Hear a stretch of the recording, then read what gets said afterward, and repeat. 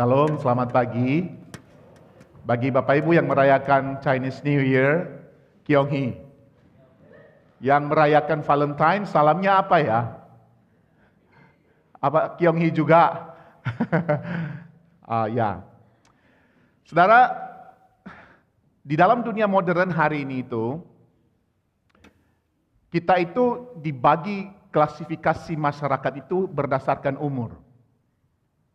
Kalau saudara lahir antara tahun 1928 sampai 1945, kira-kira ada di antara kita, tahun 28 sampai 45, mungkin Om Edi. Saudara itu masuk dalam kategori silent generation atau generasi yang diam. Saudara itu pasti berhadapan dengan perang dunia kedua, dan kemudian setelah perang membangun kehidupan. Dan biasanya orang-orang yang hidup di zaman seperti itu atau yang lahir di zaman itu, saudara, mereka itu adalah orang-orang yang meletakkan fondasi yang kita nikmati hari ini. Apapun yang saudara nikmati hari ini berasal dari mereka salah satunya. Mereka meletakkan dasar polisi tentang kesehatan, tentang keamanan, tentang berbagai hukum yang mengatur supaya tidak ada lagi perang hari ini. Sekalipun hari ini ada banyak orang yang berperang, saudara. Lalu kemudian ada generasi berikutnya, yaitu generasi boomers. Ada yang baby boomers di sini. Biasanya, saudara, dalam istilah kami sebagai orang milenial, kami memanggil boomers itu sebagai kolonial. Jadi milenial, kolonial.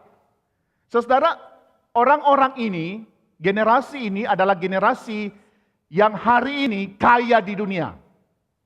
Mereka mempunyai sejumlah aset yang besar di dunia. Kenapa? Karena mereka adalah lahir dari keturunan silent generation yang sudah mulai membangun kehidupan. Lalu kemudian mereka melanjutkan itu dan kemudian mereka punya aset di mana-mana hari ini. Hidup mereka nyaman. Hidup mereka, kalau saudara lihat hari ini itu, generasi boomers adalah generasi yang tidak, ya istilah anak muda hari itu mereka memiliki yang namanya financial freedom. Kenapa? Mereka punya sesuatu. Tapi kasihannya, saudara, adalah generasi berikutnya, generasi X. Generasi X itu lahir antara 65 sampai 79. Siapa yang lahir di antara itu? Pada nggak berani angkat tangan, udah kelihatan tua ya. Saudara, generasi ini di dalam penelitian dikatakan sebagai generasi yang mengalami ketidakstabilan. Kalau anak muda mengatakan hari ini, generasi ini sebenarnya generasi ababil. Kenapa? Karena pada masa mereka bertumbuh, mereka itu menghadapi krisis yang sangat panjang dari antara tahun 70-an sampai 80-an. Krisis ekonomi yang sangat besar di dalam dunia. Maka oleh karena itu, saudara, orang-orang yang hidup di zaman ini, yang hidup di generasi ini, mereka itu menginginkan sesuatu yang lebih, menginginkan kebebasan, menginginkan kemandirian. Kenapa? Karena mereka tidak mau bergantung pada siapapun. Generasi berikutnya, saudara, adalah generasi apa? Generasi milenial, atau yang kita sebutkan sebagai generasi Y. Siapa yang lahir generasi Y? Masa cuma saya sendiri? Enggak dong ya. Jadi generasi Y itu lahir antara tahun 80 sampai 96. Ada yang lahir di antara ini? Rosa, ya. Yang apa-apa, kita yang muda sendiri di sini Rosa, nggak apa-apa. Yang lain sudah pada tua. Saudara, generasi ini adalah generasi yang mengalami perubahan lebih banyak. Mengalami tumbuhnya teknologi yang lebih masif, dan generasi kami itu adalah generasi yang tidak mau diatur sebenarnya, saudara. Kenapa? Karena keteraturan itu atau aturan itu sesuatu yang mengikat. Kenapa? Kami lebih suka fleksibilitas. Kami lebih suka sesuatu yang fleksibel. Tidak mau diikat oleh aturan, tidak mau diikat oleh waktu kadang-kadang, saudara. Saya pribadi, saudara, kalau pergi jalan-jalan, kalau saya jalan-jalan, saya tidak pernah taruh di dalam itinerary saya itu jam. Pokoknya saya cuma tahu saya pergi ke sini, ke sini, ke sini. Tidak ada jam. Mau kapanpun saya pergi, saya akan pergi. Kenapa? tidak suka dengan sesuatu yang diatur. Aku lebih suka dengan kebebasanku. Aku lebih suka dengan apa? Diriku lebih bebas, fleksibel. Generasi berikutnya saudara, generasi apa? Anak saudara, cucu saudara hari ini adalah generasi apa? Generasi Z, apa Pak Ucok? Generasi Z sebenarnya. Generasi Z itu saudara adalah generasi yang terkoneksi di saat yang sama dan putus koneksi di atas yang sama, di waktu yang sama. Mereka terkoneksi dengan berbagai manusia di dunia, di seluruh dunia, tapi di waktu yang sama mereka terputus koneksinya dengan dunia nyata. Kalau saya lihat generasi Z di sini ini baru satu orang di sini, ada di depan sini, di samping Ko Ivan, namanya Drew, yang tadi main bass. Di saat yang sama itu dia terkoneksi, internet itu sudah makanan sehari-hari mereka. Tapi di saat yang sama, mereka itu terputus dengan dunia luar. Kalau generasi berikutnya saudara adalah generasi Alpha. Generasi Alpha itu saudara, generasi yang ketika lahir, iPhone 17 sudah ada di tangan. Lo beneran? Oh masih belum ya? Mereka itu lahir tahun 2013, jadi tahun 2013 itu iPhone berapa? Berapa? 14 ya? Oh iya benar 14. Jadi waktu mereka lahir, udah iPhone 14 di tangan. Kalau dia lahir tahun ini, atau tahun lalu, iPhone 17 sudah ada di tangan. Saudara mungkin tanya, apa maksudnya Melki menjelaskan kita itu ada generasinya, ada generasi X, ada generasi Boomers, ada generasi Y. Mungkin kita bertanya apa impact-nya pada khotbah hari ini. Saudara, kalau saudara melihat satu persatu generasi ini, maka kita akan menemukan kekuatan mereka. Kita akan menemukan kekuatan mereka, tetapi di saat yang sama, kita akan menemukan kelemahan tiap generasi. Kadang-kadang kita yang orang tua itu mengatakan kepada anak muda, kamu kok anak muda sekarang ini begini ya? Tidak seperti kami dulu. Ya, memang begitu, tetapi realitasnya mereka juga punya kekuatan. Kita kadang-kadang itu cuma melihat kelemahan siapa? Kelemahan generasi berikutnya. Generasi Y itu sangat kesel dengan generasi Z. Kenapa? Ini generasi Z kenapa kayak strawberry banget? Kenapa kok kayak dikit-dikit healing, lama-lama hilang? Generasi yang apalagi kalau dari boomer saudara, lihat generasi Z, lihat generasi Alpha, keselnya setengah mampus loh. Kalau bisa kita putus kepala. Tapi saudara, kalau kita lihat tiap generasi itu, kita itu punya persoalan yang sama sebenarnya. Mau itu generasi X, mau itu generasi Z, kita itu punya pergumulan yang sama. Rootnya itu sama. Apa itu saudara? Rootnya itu adalah apa? Kebutuhanku, kepuasanku, dan egoku. Coba tanya di sebelah kiri kanan. Apa aja sih sebenarnya pergumulan kita? Bicara tentang apa? Kebutuhanku, kepuasanku, dan egoku, keangkuhanku. Oh, aku begini. Generasi kami begini. Generasi kami sebelumnya begini. Kok generasi sekarang enggak? Itu apa saudara? Egoku bukan? Sama juga generasi muda hari ini. Kok orang tua, kok kayak gaptek banget? Kok dikit-dikit nanya aku? Kok dikit-dikit, sorry ya kata-kata saya, kok goblok banget? Itu apa yang dipuaskan saudara? Lu jangan ganggu kebutuhan, lu jangan ganggu aku. Karena dunia ini adalah tentang apa? Tentang aku. Bukan tentang kamu, tentang aku. Dan semua generasi punya persoalan yang sama. Tentang apa? Aku. Pergumulan kita itu saudara, bicara tentang aku. Kalau saya coba simpulkan saudara, pergumulan kita tiap hari itu sebenarnya ada dalam 3 kategori. Nanti pulang ke rumah atau setelah ini, coba lihat-lihat ini ya, 3 kategori ini. Pertama, pergumulan kita itu berkaitan dengan keinginan daging.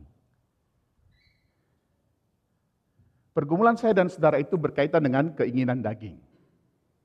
Yang kedua, pergumulan kita itu kategorinya adalah keinginan mata.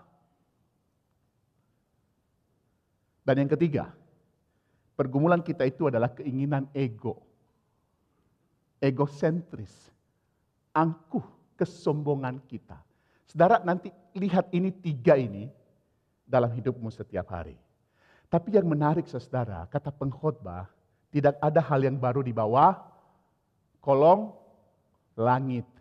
Coba lihat dari generasi silent, boomers, X, Y, Z, Alpha, saya nggak tahu setelah itu apa, persoalannya sama.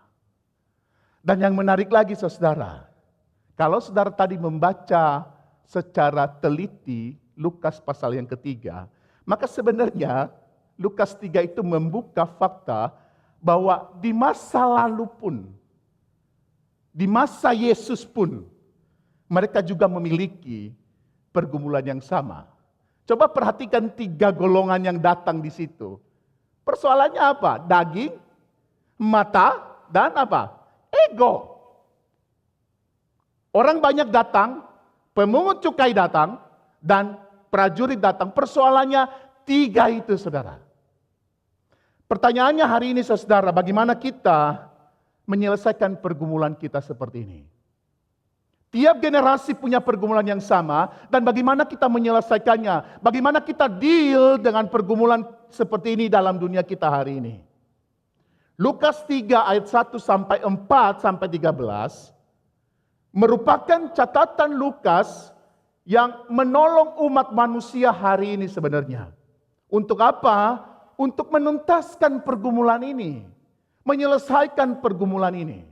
Lukas yang dicatat, masa catatan Lukas ini, kalau kita teliti baik-baik saudara, menolong kita untuk menyelesaikan pergumulan daging kita, pergumulan mata kita, dan pergumulan ego kita.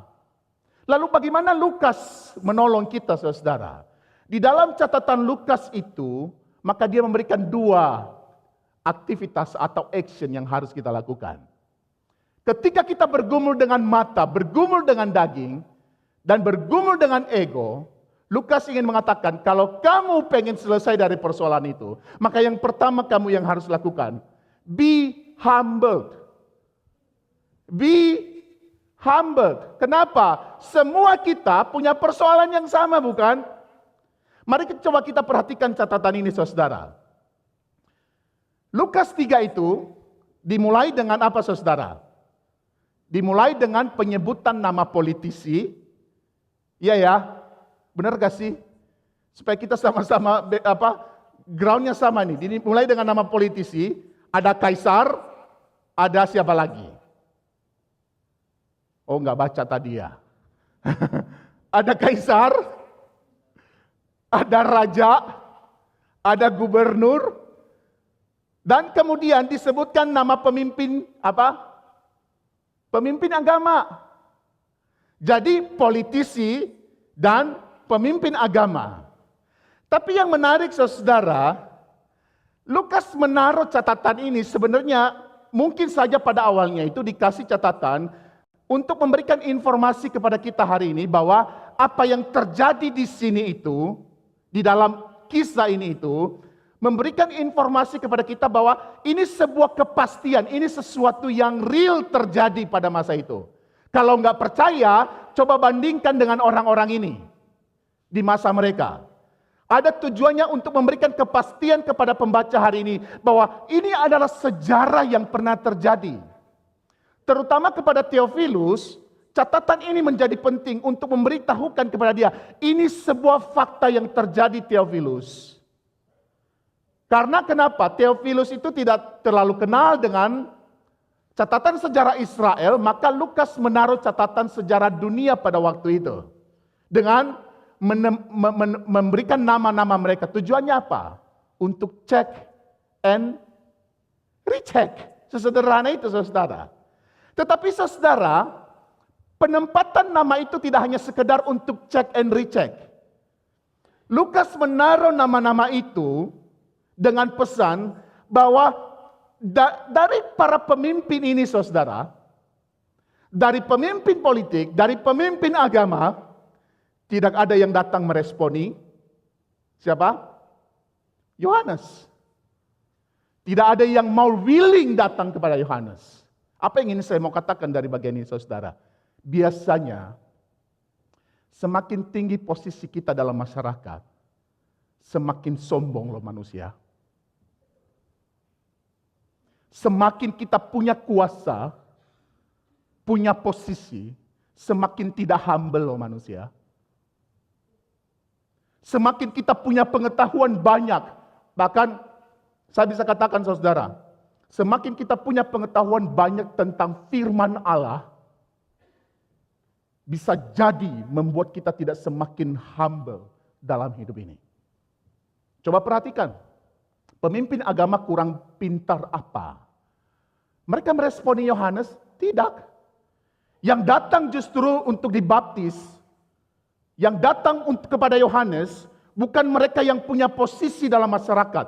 Bahkan kalau kita katakan saudara, mereka adalah orang-orang yang selama ini direndahkan, diremehkan di dalam masyarakat, tidak dianggap di dalam masyarakat. Siapa mereka saudara? Yang pertama itu orang banyak. Orang banyak tidak disebutkan nama, artinya di dalam catatan itu tidak begitu punya kuasa di dalam masyarakat. Mereka orang banyak kok yang datang saja orang banyak. Seperti mereka datang, oh ada Yohanes ya, oh datang yuk, oh ada keramaian, oh datang yuk, orang banyak datang kepada Yohanes. Mereka tidak disebutkan namanya adalah Andos, namanya adalah Niko, namanya adalah Melki, namanya adalah Rudi, tidak ada nama. Unknown. Datang kepada Yohanes. Terlebih saudara, golongan masyarakat yang kedua itu adalah pemungut cukai. Siapa pemungut cukai di dalam masyarakat Israel? Orang yang paling dibenci saudara. Kalau ditempatkan politisi, pemimpin agama, dan pemungut cukai, yang paling dibenci itu siapa? Pemungut cukai. Mereka adalah orang yang paling diremehkan. Bahkan kalau bisa dihindari, kenapa? Suka minta-minta duit. Mintanya apa? Mintanya A, mintanya 10. Diminta pemerintah 10, dia minta 15. Menguras masyarakat, menguras pemasukan masyarakat. Yang ketiga saudara, siapa yang datang? Prajurit-prajurit. Saudara tahu siapa prajurit di sana? Saya menaruh kata Yunani di dalam bahasa prajurit. Strateumenoi. Saya bukan karena gagah-gagahan Yunani saudara. Tapi kata ini menjadi penting. Kenapa? Karena penjelasan tentang prajurit itu bicara tentang prajurit lokal yang sedang bertugas. Ada yang baru pulang dari Indonesia enggak? Tahu di Indonesia itu ada polisi Pamong Praja? Oh, kelamaan di Australia kita. Oke, gini deh. Tahu nggak yang polisi-polisi jaga kalau ada demo? Kurang lebih kayak gitu tuh. Mereka tidak punya posisi. Mereka cuma lokal. Kalau saya lebih cocok sebenarnya polisi Pamong Praja. Mereka itu cuma pasukan paling dasar. Yang tujuannya apa? Untuk menjaga keamanan ketika ada kerumunan. Karena mereka sedang bertugas di sana. Mereka bukan pasukan yang punya di dalam masyarakat Romawi itu, bukan pasukan yang punya jambul merah. Tahu ya jambul merah ya? Pasukan yang paling dasar saudara. Mungkin saja mereka datang ke sana itu menjaga keramaian. Saudara, apa yang dilakukan oleh tiga golongan ini? Mereka datang kepada Yohanes. Datang saudara, ada willingness datang kepada Yohanes. Tapi yang kedua enggak cuma sekedar datang. Apa yang mereka lakukan setelahnya? Datang, perhatikan kalimat itu saudara. Datang dan bertanya. Datang dan bertanya. Ada willingness dan ada kerinduan mencari pertolongan. Coba perhatikan kata kalimat-kalimat mereka, saudara. Apa yang kami harus perbuat? Itu kan seek guidance, mencari pertolongan untuk arah jalan. Saya mengira, saudara, selama ini itu, dalam konteks ini, selama ini 3 golongan ini datang kepada kepada para imam, datang kepada Kayafas, datang kepada Hanas, menanyakan hal yang sama. Tapi Kayafas dan Hanas tidak pernah memberikan jawaban. Mereka datang kepada orang Farisi, tapi tidak pernah memberikan jawaban apa yang harus mereka lakukan. Kenapa? Pemimpin agama sibuk dengan kepentingan mereka, sibuk dengan pengetahuan mereka, sibuk dengan cara mereka berpolitik di dalam masyarakat pada saat itu. Saya katakan, saudara, orang 3 golongan ini yang datang, mereka longing something. Mereka longing for something. Apa yang mereka longing? Guidance. Saudara, kalau kita lihat apa yang terjadi, saudara, maka pergumulan 3 golongan ini itu seperti yang saya katakan tadi. Pergumulan apa, saudara? Pertama, keinginan daging. Maka kenapa Yohanes mengatakan, kalau kamu punya 2 baju, kasih ke yang lain. Kalau kamu punya makanan lebih, kasih ke yang lain. Bicara tentang apa, saudara? Tentang keinginan daging. Bukan keinginan yang lain. Ketika pemungut cukai datang, lalu kemudian Yohanes mengatakan, jangan menagih lebih dari apa yang kamu harus tagih. Keinginan mata, semakin banyak harta, semakin puas, bukan? Ketika para prajurit datang, mereka datang, jangan merampas dan lakukanlah keadilan, jangan menindas.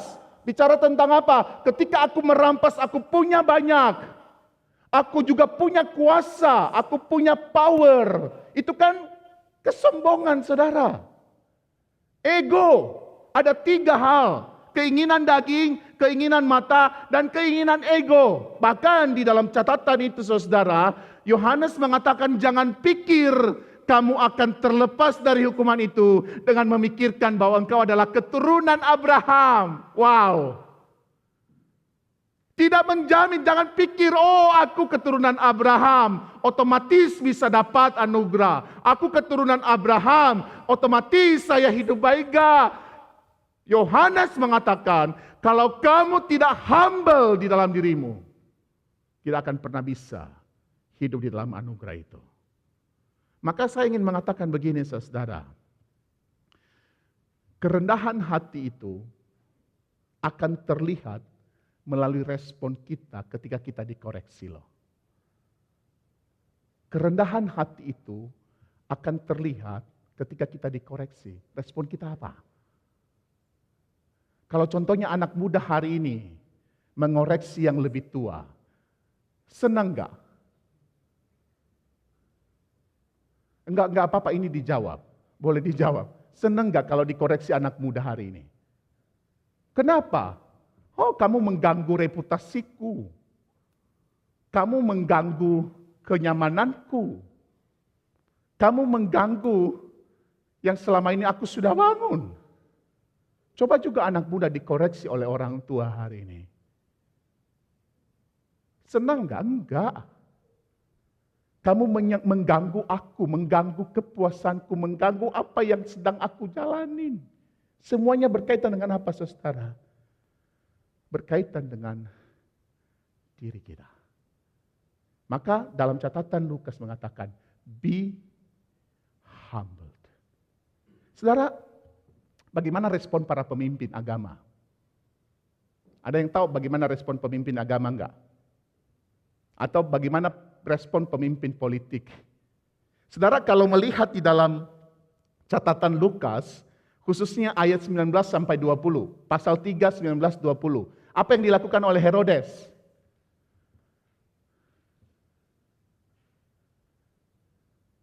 Ya udah, kalau nggak dijawab saya nggak lanjut nih. Memenjarakan siapa? Yohanes. Oh Yohanes, aku kan raja Yohanes. Aku bisa bebas melakukan apapun Yohanes. Enggak bisa begitu Yohanes. Kalau kamu menegur aku, bagaimana rakyat melihat aku sebagai raja?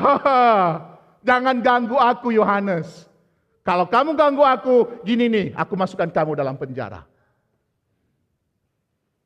Apakah ada kerendahan hati di sana? Tidak. Maka semakin tinggi jabatanku, jabatanmu, dalam segala macam hal. Humble itu adalah pergumulan kita. Kerendahan hati itu adalah pergumulan kita. Bahkan kalau saudara memperhatikan bagian ini, tidak ada catatan pemimpin agama datang bahkan menanyakan sesuatu. Kalau saudara tidak percaya, saudara pergi ke Lukas 7 ayat 29 sampai 30. Lukas 7 ayat 29 sampai 30. Apa yang terjadi di sana? Ada catatan memberikan informasi kepada kita. Pemimpin agama tidak ada yang peduli. Tidak ada yang percaya pada baptisan Yohanes. Sama-sama pemimpin saudara. Tidak ada kerendahan hati. Maka saya ingin mengatakan begini saudara. Semakin tinggi status kita, semakin berat untuk melihat diri kita ini secara objektif loh. Dan Lukas memberikan informasi ini dengan lugas kepada kita. Bahwa tidak ada pemimpin politik dan agama yang datang untuk menanyakan bagaimana cara hidup dalam pertobatan dan memberikan diri dibaptis. Saudara masih ingat kisah Daud dan Nathan enggak? Ada yang masih ingat kisah itu? Kisah Daud dan Nabi Nathan. Enggak ingat? Nanti sehabis ini kita kembali ke sekolah minggu ya. Waktu Nabi Nathan datang kepada Daud itu kenapa sih? Dosa apa sih? Berzina dengan, saya kayak ngajar sekolah minggu lagi nih.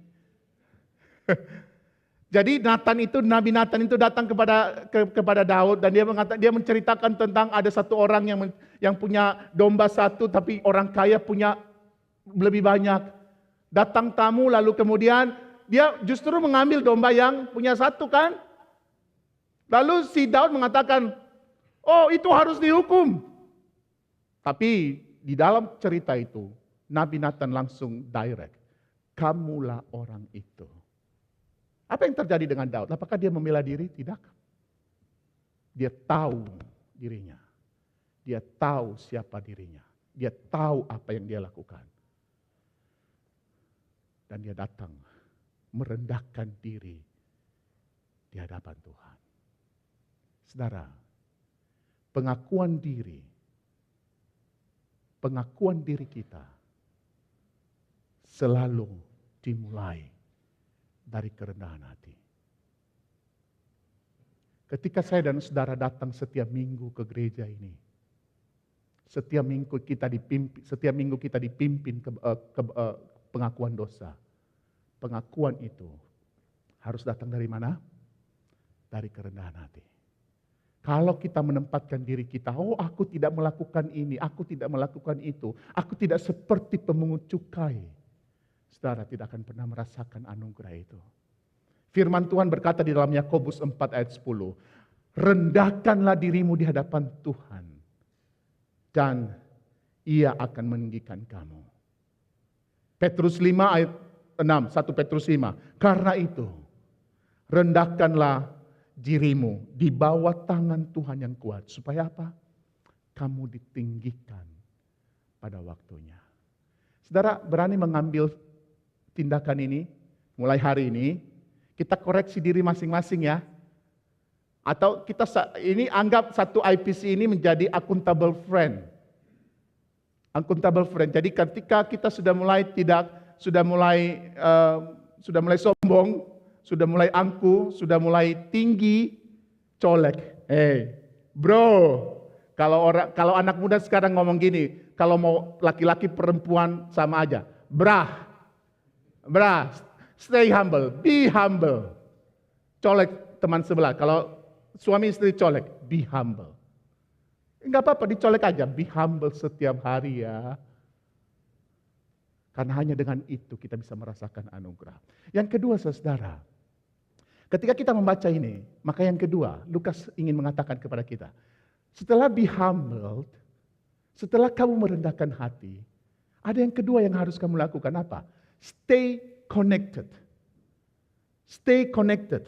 Mari kita lihat bagaimana stay connected itu terjadi saudara.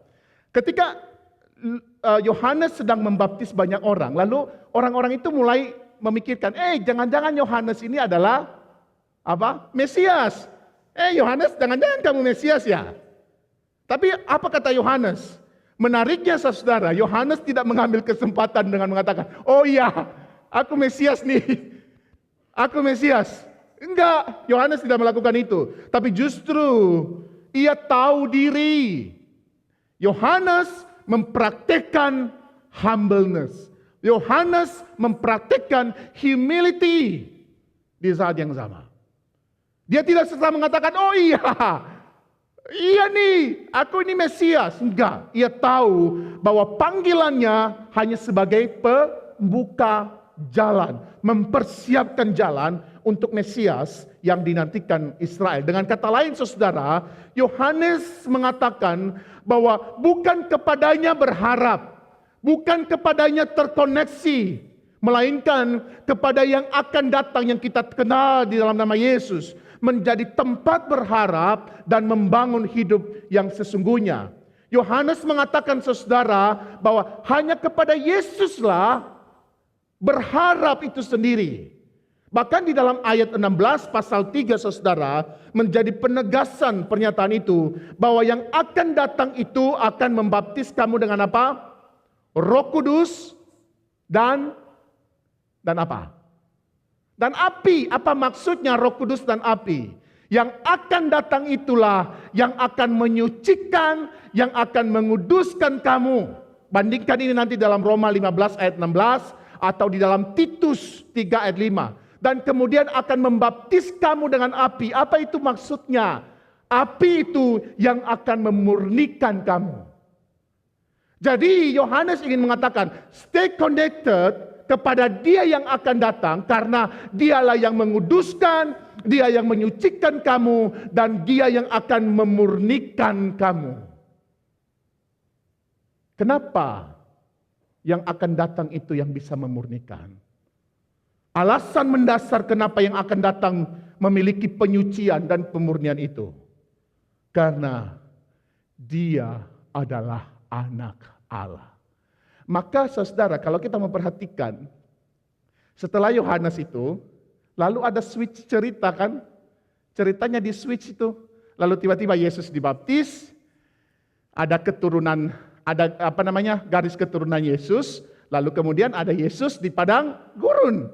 Ada semacam cerita yang dirubah. Yang tadinya awalnya Yohanes, sekarang Yesus nih. Dan yang menariknya saudara, di dalam cerita 3 bagian itu, ada 3 penegasan bahwa Yesus itu adalah anak Allah. Ketika dia dibaptis, di dalam ayat yang ke-22, ada deklarasi dari Allah sendiri bahwa Dialah anakku yang kukasihi. Anak Allah. Dari garis keturunannya saudara, di dalam pasal 3 ayat 38 ada penegasan di bagian akhir. Dia adalah anak Allah. Bahkan di dalam pengakuan iblis, dia adalah anak Allah. Maka kalau seandainya hari ini saudara, kita orang percaya hari ini tidak mengakui Yesus sebagai anak Allah, maka kita tidak lebih baik dari, saya nggak ngomong gitu ya. 3 ini saudara memberikan penegasan kepada kita. Dan Yohanes mengatakan, stay connected to the person, to that person. Terkoneksilah dengan orang itu. Kenapa? Karena dialah satu-satunya yang tidak takluk pada keinginan daging. Dia adalah satu-satunya yang tidak takluk pada keinginan mata dan keinginan ego. Di mana kita lihat itu saudara, di dalam pencobaan di padang gurun. Bayangin ya saudara ya, kalau Yesus itu bisa gagal. Tiba-tiba setan mengatakan begini, Yesus, aku membawa kamu di atas bumbungan bait Allah. Kamu kan tahu, kamu kan anak Allah ya. Pasti kalau kamu buang diri, pasti ada malaikat. Coba kalau Yesus mengatakan, oh iya ya, aku ini hebat loh, aku ini anak Allah loh. Ya udah, aku buang diri aja. Enggak. Yang terjadi, Yesus mengatakan, tidak seperti itu. Yesus, kenapa Yesus? Kenapa kepada Yesus kita harus terkoneksi? Karena dia satu-satunya yang tidak takluk pada keinginan daging ketika diminta untuk bikin roti. Untung Yesus itu tidak bercanda, saudara. Coba kalau dia bercanda. Setan ngomong gini kan, Yesus, kamu kan anak Allah nih. Ubah dong batu dari roti saja, jadi roti. Lalu Yesus ngomong gini, manusia tidak hidup dari roti saja, tapi dari bakmi juga, dari nasi babi juga. Enggak kan? Tapi dia mengatakan, kalau di dalam catatan Matius, manusia hidup dari setiap firman Tuhan yang keluar dari mulut Allah. Saudara, apa yang ingin saya katakan? Kenapa kita harus terkoneksi dengan Yesus? Karena dia adalah role model saya dan saudara. Amin. Yesus adalah role model kita. Yang kedua, saudara, mengapa Yesus? Kenapa kepada Yesus kita terkoneksi? Karena dialah yang mendiagnosa siapa diri kita. Bahkan tidak hanya sekedar mendiagnosa, dia juga yang memberikan pil berupa penyucian dan pemurnian untuk kita bisa pulih dari 3 pergumulan yang saya sebutkan tadi di atas. Jadi dia role model kita dan sekaligus dia adalah dokter terbaik yang pernah ada di dunia ini. Saudara, ada yang ingat gak beberapa minggu yang lalu saya jadi WL di sini? Waktu kaki saya pincang satu, saudara. Oh, nggak ada yang ingat, kebanyakan liburan sih. Jadi ada jemaat yang masih datang hari itu. Lihat saya pimpin pujian di sini, saudara. Kaki kayaknya sih overused, tapi teman-teman anak muda itu ngomong, Bang Mel, Komel, ingat umur, udah tua, makanya kaki sakit. Jadi sampai nggak bisa ingat, saudara. Jadi waktu itu, saudara, saya setelah selesai kebaktian, saya harus pergi ke dokter. Ke dokter untuk nanya, dokter, ini ada apa sih? Ini ada apa di tumit saya ini? Saya takutnya, saudara, apa biasanya kalau udah mulai tua itu, saudara? Asam urat. Masa muda gini masih asam urat? Takut dong. Cek ke dokter, di ultrasound, cek darah. Tidak ada apa-apa.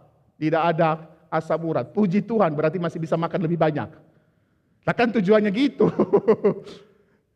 Cek ultrasound, saudara. Dokter lihat. Dia bilang cuma bengkak aja sih. Cuma bengkak aja. Saya nggak tahu kenapa bengkak, apa karena saya terlalu banyak lari atau terlalu banyak jongkok. Lalu dikasih obat, saudara.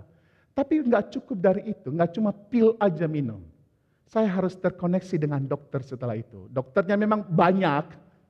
Saya ke dokter umum untuk lihatin ada apa di dalamnya, dan dia bilang ada cairan di dalamnya. Tapi ada satu dokter yang rutin saya kunjungin selama 4 minggu. Akupuntur. Dia tusuk, saudara. Waktu ditusuk pertama kali sakitnya minta ampun. Tapi setelah itu langsung bisa jalan. Apa yang ingin saya katakan dari cerita ini, saudara? Untuk sembuh dari penyakit yang kita alami, harus terkoneksi dengan the best dokter, bukan? Dan Yesus memberikan dirinya untuk saya dan saudara sebagai role model dan sebagai the best doctor in the world. Saudara mau terkoneksi dengan dia atau tidak? Maka Yohanes 3-4 itu dia yang mengatakan, stay connected to him and he is your cure. Tetap terhubung dengan Yesus karena dialah yang memulihkan kamu. Amin. Saudara, ada yang tahu minggu ini minggu apa enggak? Hari Minggu ini. Apa? Minggu Palma. Sebelumnya apa? Rabu Abu. Ya memang gereja kita tidak begitu merayakan Rabu Abu. Apa itu Rabu Abu, Kamis Putih, Jumat Agung, masihlah. Sabtu Sunyi, enggak juga. Lalu kita merayakan apa? Easter, Paskah. Ada satu yang selalu kita lupa. Apa? Rabu Abu. Apa itu Rabu Abu, saudara? Rabu Abu itu, saudara, mengingatkan kita tentang siapa kita. Siapa kita? Indonesia, bukan. Siapa kita, saudara? Kita adalah abu.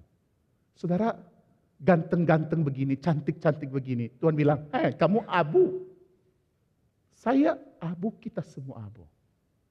Tapi ada yang menarik.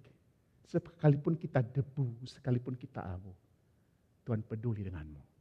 Tuhan peduli denganku. Untuk itulah dia datang sebagai penyelamat di dalam Yesus Kristus. Pertanyaannya, maukah engkau merendahkan diri di hadapannya di masa-masa prapaskah ini? Mau? Mau enggak? Ini penawaran loh. Setelah ini enggak ada penawaran lagi. Mau? Dan maukah engkau terkoneksi dengan dia? Bukan hanya di minggu Paskah, prapaskah, tapi di setiap harimu mau? Mau. Dua ini, saudara, ingat. Be humbled and stay connected. Mari kita berdoa.